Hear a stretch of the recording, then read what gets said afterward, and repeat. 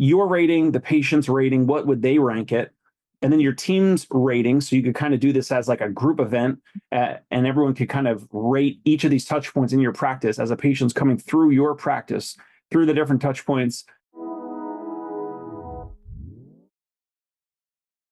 Okay, on this episode, we're going to talk about, is your practice remarkable? Also, do you know your patient, client, customer touch points?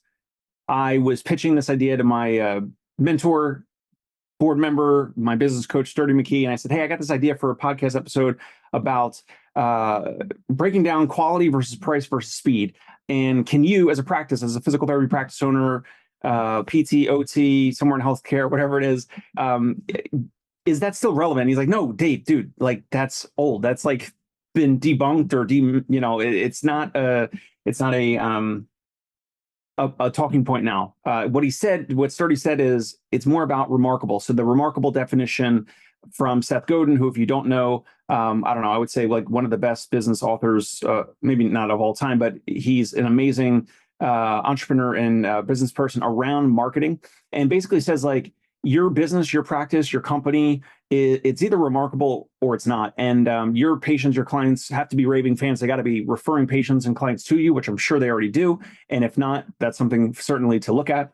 And if you're not remarkable, then your practice is potentially just average. And Seth Godin says average is for losers. And you got to be noticed. You got to get out of obscurity. And so today I wanted to share my screen. We're going to go over some touch points and how you, with your practice, can continue to grow and review touch points of not just from your vantage point, but from your patient and client vantage point.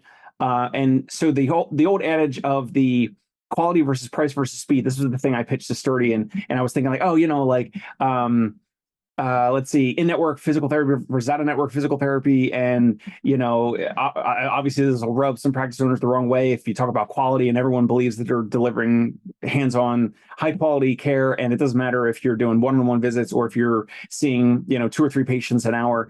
Every practice owner, every therapist believes that they're delivering quality. And then there's price/cost, and then speed. So speed would be, let's say if you're a very popular clinic, then you might have a wait list. You might have a wait list of 2 or 3 or 4 weeks. Sometimes we hear with these home care companies, sometimes a waiting list of 4, 5, 6 weeks. And for us, like, we're a boutique, we are out of pocket or out of network with a lot of insurances, and we build those insurances. And a lot of cases, we have less of a waiting list or no waiting list because the price and the cost is higher. And so that kind of filters out some folks, so that therefore we're not really high volume. Anyway, so Sturdy was like, Dave, don't do it. Don't do an episode about it like that. He said, remember, Sturdy said to pull out his book. So, and I am, just to give him a shout out, The Best Physio Business in the World book. And he said, remember, we talked about what makes your practice remarkable, and then the customer touch points. So I'm going to share my screen. I'm going to go over this Google Doc, and this is a good exercise for me, even if none of you watch it, but I'm going to zoom in on my screen here about this episode. Is this practice remarkable? Is my practice remarkable? Is your practice remarkable? And as an aside, Sturdy said something like, go back to your Google reviews, go back to what people say about you online and what they say to your front desk and what they say to their friends and family and their colleagues when they're referring friends and colleagues to your practice. Like, what do they say? What do they care about? What are the remarkable components? It could be that you in your practice, you always remember everyone's name. You welcome them into your practice with a smile. You don't really have them wait in the waiting room too long. Everything is curated, or they perceive that your service is curated around themselves and that it is unique, and that, you're not wasting their time, and that they have something to look forward to, and there's actually something that's valuable and worthwhile. So I'm sharing my screen right now. If you're listening on iTunes or Spotify, go ahead and listen along. But on YouTube, you'll be able to see this breakdown of this chart. I'm going to pull this again from Sturdy McKee's book, The Best Physio Business in the World. And so these touch points here on the top of this table, touch points, and then your rating, which would be you as the practice owner or therapist, your rating, the patient's rating. So like, what would your patient or client, if they were sitting at this table, sitting in this room with you right now, how would they rank these touch points of your practice, going through the customer journey, as Jerry Durham calls it, the patient life cycle, going through your practice? So you have your rating, the patient's rating, what would they rank it?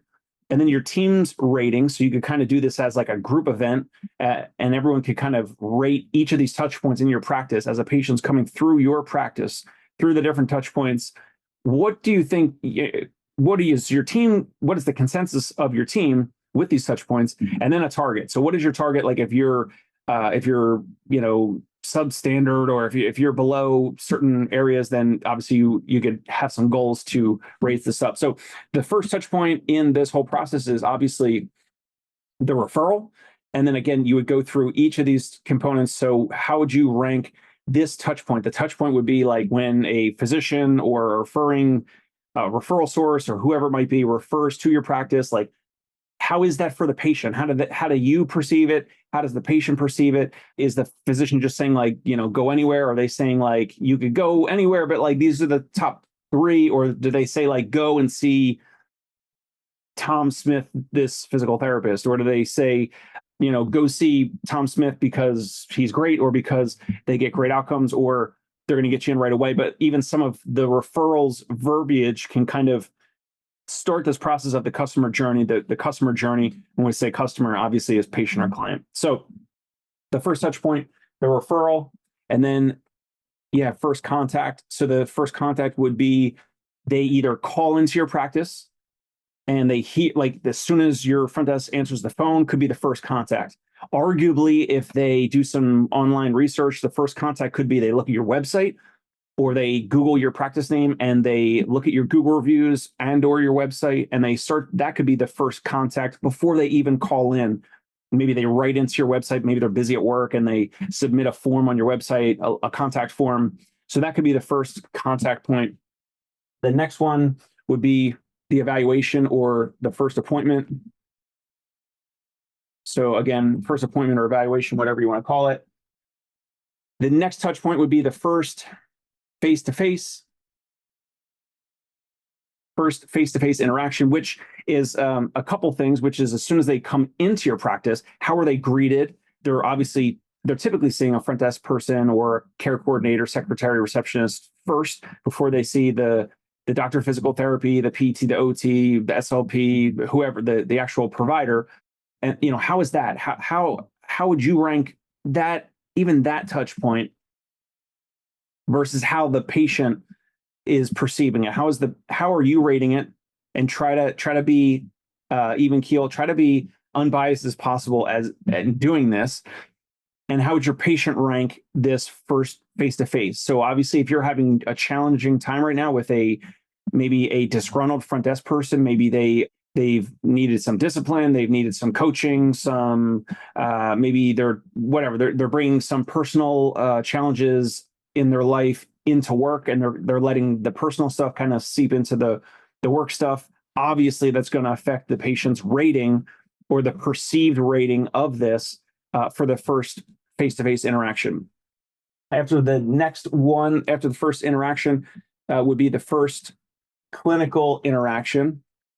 So that would be they are now speaking to the therapist, the DPT, the provider, the professional, whatever it might be. The next one would be the follow-up. So the follow-up contact would be, it could be a couple things. Follow-up contact would obviously be the second visit. The follow-up contact could also be another touch point between the first and second visit. It could be your therapist are emailing or texting or whatever, that you're sending some home exercise program.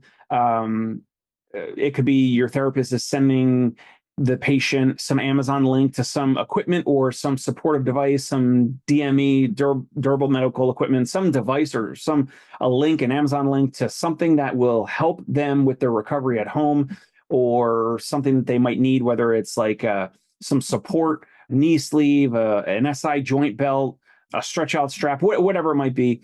That follow-up contact point could be between the first and the second visit, but again, it would be in this bucket of follow-up contact. Then, of course, after that, you have your plan of care. So your successive or your follow-up appointments, and then at some point, either final visit or graduation. I don't like the word discharge. I made an episode about that before. You don't want to cut people off. You don't want to fire them. You don't want to fire your patients. But the final visit of that plan of care, and maybe they go into wellness, maybe they continue into your wellness program, or what Tony Maritato and Jimmy McKay and I were speaking about recently about some monthly recurring membership where they're using your clinic, your office, but they're not getting hands-on treatment, so they could kind of segue that way.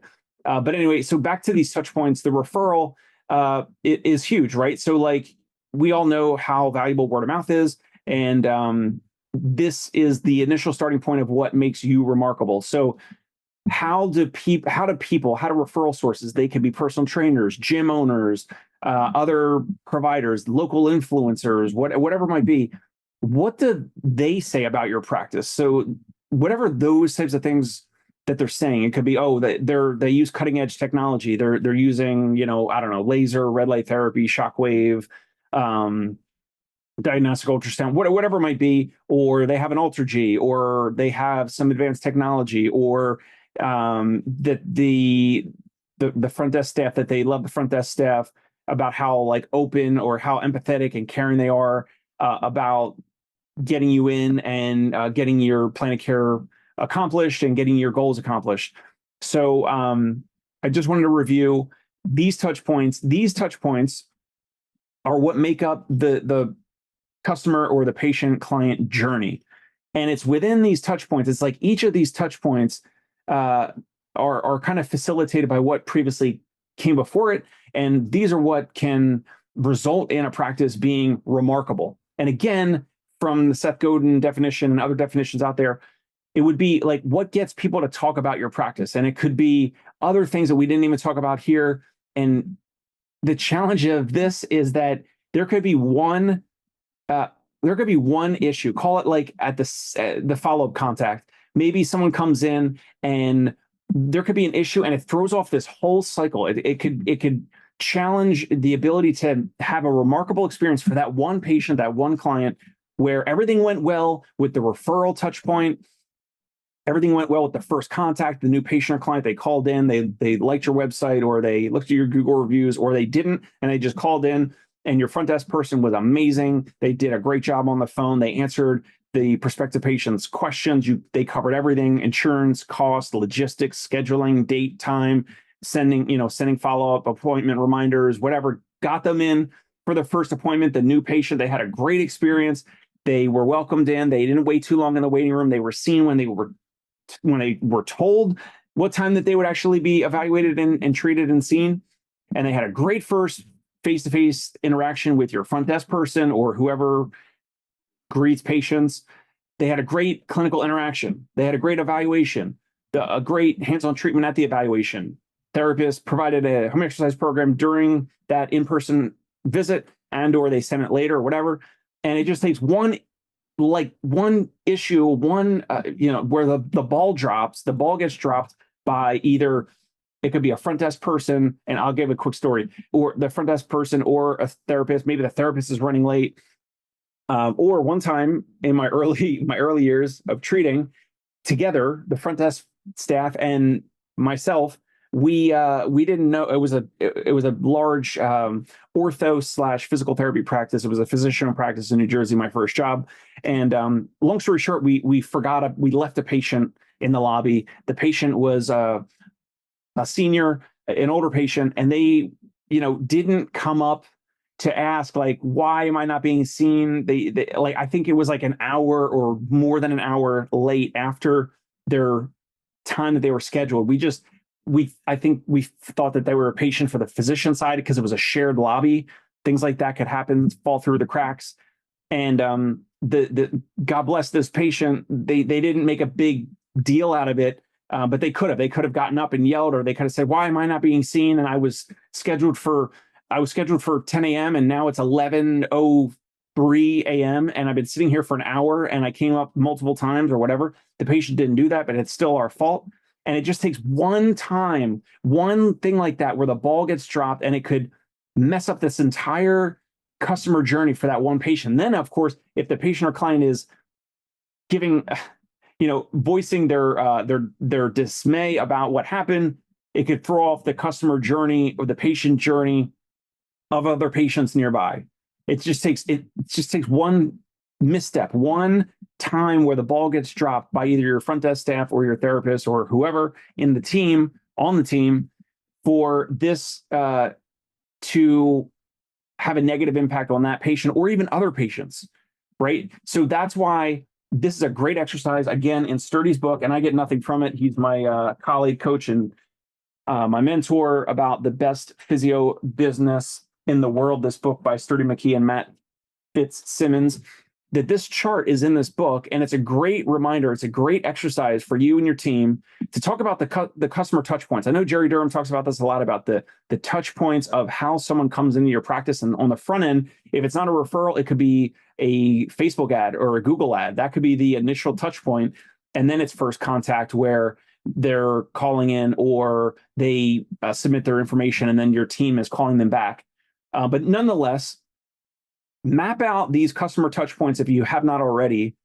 And obviously this last one after the final visit graduation, like I said, you could segue some percentage of folks into a wellness program or cash pay services or whatever, or they're just paused, they are graduated and they come back to you for reactivation later. And then they come back to, the patient life cycle or the patient customer journey here. So, but this is a great exercise for you. You could print this out. You could literally, first of all, you could just get Sturdy's book. But if you don't, you could just make this or, send me an email and I can send this to you in like a Google Doc. And then you could just fill it in. You could print it out and have your team fill it out and just rate yourself. I can't recall if it was like from 1 to 5 or 1 to 6, something like that. But you could do your rating and you want to put yourself in what would be your rating, what would be the patient's perceived rating of each of these touch points. If you're really, really honest with yourself and you want to get even better with your practice, you want to grow your practice and then eventually have an asset that's sellable, try to do this in an unbiased way, because there will be something here in your touch points where and we cannot be perfect at every single touch point. So if you're unbiased, if you are honest with yourself, there's going to be some area of this touch point journey where you and your practice might be a little weak and might need improvement. And then whatever, your team comes up with a team rating here in this column, then you can set a target on how to improve it. And again, whatever's measured gets accomplished. And typically what gets measured will improve. And so if you identify something that is a weak point, a weak area of your practice, focus on it, get your team around it, talk about this at a staff team meeting, set a target, set a goal on how you're going to improve it, and then obviously reassess it in a month or next quarter or whatever. All right. So that's it for now. Subscribe to the Dave Kittle Show on YouTube if you find this helpful and valuable. We'll catch you next time here on the show. We'll go from there. Bye now.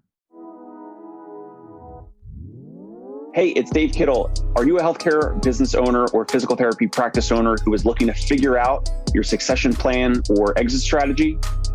We might be able to help. And in fact, we may be interested in acquiring your practice. If you're interested, you can reach out to me. Shoot me an email at dave@conciergepainrelief.com. That's DAVE at CONCIERGE painrelief.com. Or you can call me at any time, 646-781-8884.